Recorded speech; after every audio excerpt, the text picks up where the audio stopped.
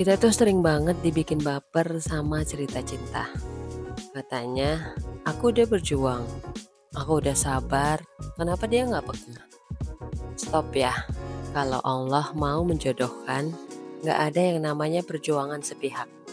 Kalau cuma kita yang berjuang, itu tandanya bukan dia orangnya. Kita kadang lupa ya, cinta yang sejati itu bukan soal siapa yang lebih dulu usaha, lebih dulu ngejar, atau lebih dulu ngomong. Tapi cinta sejati itu soal dua hati yang digerakkan oleh Allah. Kalau cuma kita yang ngejar, coba tanya ke diri sendiri. Ini cinta atau obsesi? Karena beda teman-teman, beda banget. Allah itu maha adil. Kalau dia ingin menjodohkan dua orang, maka dua-duanya akan merasakan hal yang sama, di waktu yang sama. Hati yang dipermudah, proses yang terasa ringan. Dan satu lagi, restu keluarga. Kalau Allah udah buka jalan, nggak ada yang bisa ngalangin. Tapi kalau jalannya terus buntu, bisa jadi bukan dia orangnya. Kita harus belajar legowo. Pernah nggak sih kita ngerasa udah capek banget ngejar seseorang, kasih perhatian, berdoa siang malam. Tapi kok rasanya cuma kita yang berjuang.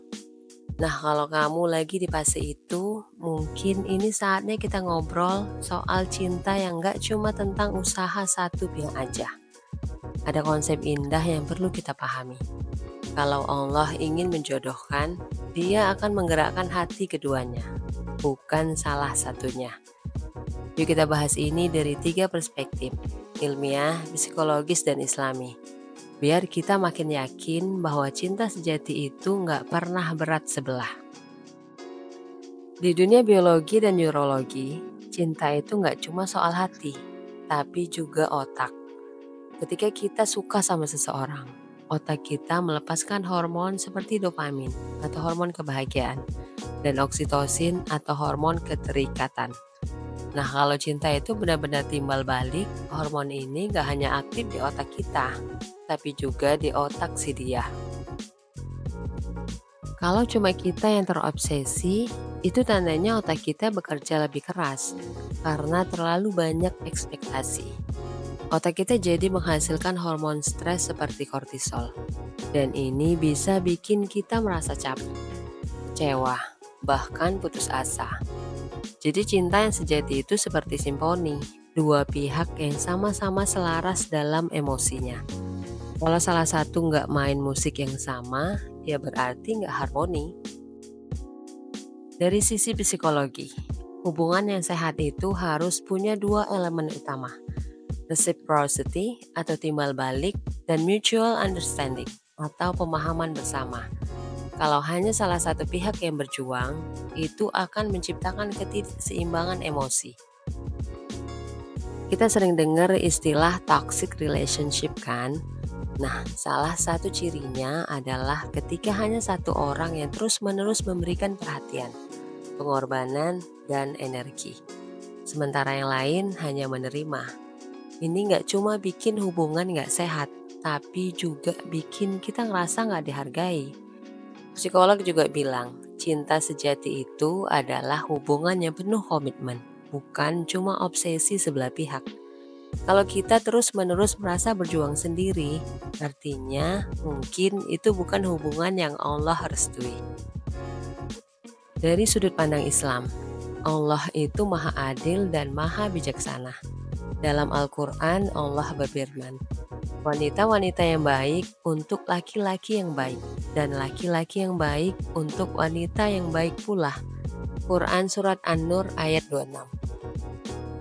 Artinya, kalau Allah benar-benar menginginkan 2 orang untuk bersama, maka dia akan memudahkan jalannya.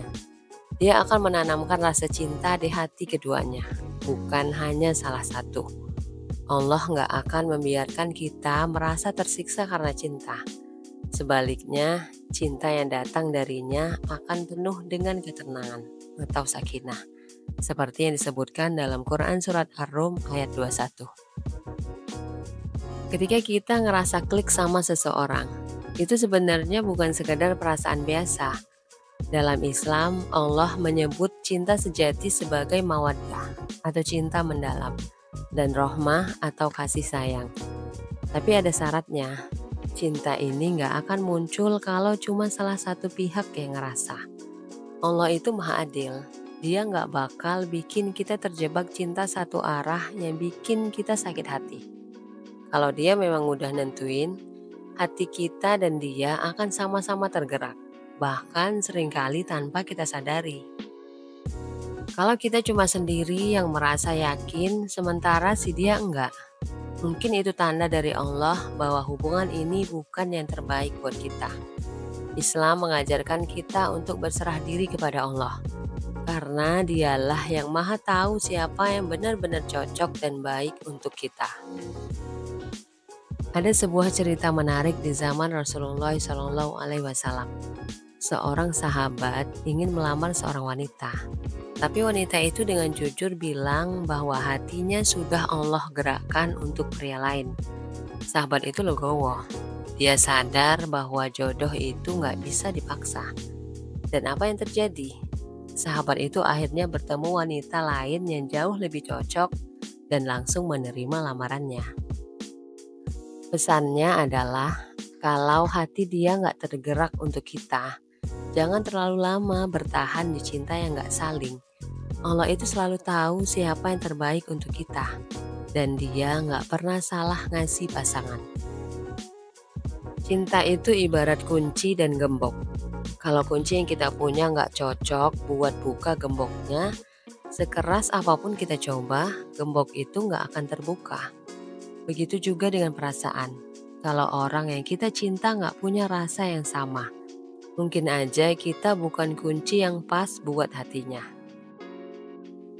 Kenapa itu berarti bukan jodoh? Jodoh itu soal kecocokan, bukan cuma dari satu sisi, tapi dua hati yang saling terhubung. Kalau cuma kita yang berjuang, sementara dia nggak punya rasa yang sama, itu tanda bahwa hati kalian mungkin memang nggak dirancang untuk bersama.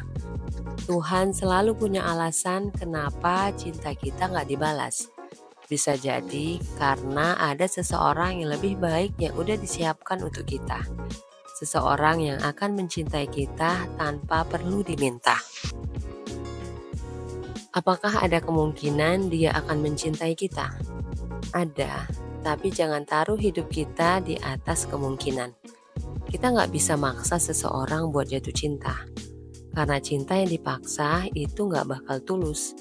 Kalaupun suatu saat dia berubah pikiran, itu harus terjadi karena dia beneran sadar, bukan karena kita yang terus ngejar. Intinya, kita harus siap buat terima apapun hasilnya. Dan jangan lupa buat tetap mencintai diri sendiri. Kadang jalan hidup gak selalu sesuai harapan. Tapi percayalah, Tuhan gak pernah salah kasih cerita. Kalau cinta kita gak diterima, itu bukan berarti kita gak layak dicintai. Itu cuma tanda bahwa hati kita disiapkan untuk orang yang lebih pantas. Jadi jangan habiskan waktu buat ngejar yang gak mau tinggal. Fokus aja jadi versi terbaik dari diri kita. Karena yang terbaik pasti datang di waktu yang tepat. Jadi tenang aja, fokus perbaiki diri kita dulu. Jodoh itu cerminan kita kan.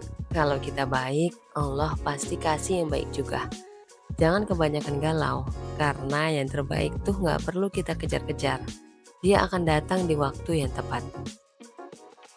Ingat, cinta itu bukan drama. Kalau dua hati udah sama-sama digerakkan, kita gak perlu berjuang sendirian. Jadi yuk, kita jaga hati. Jangan sampai terjebak dalam cinta yang gak saling.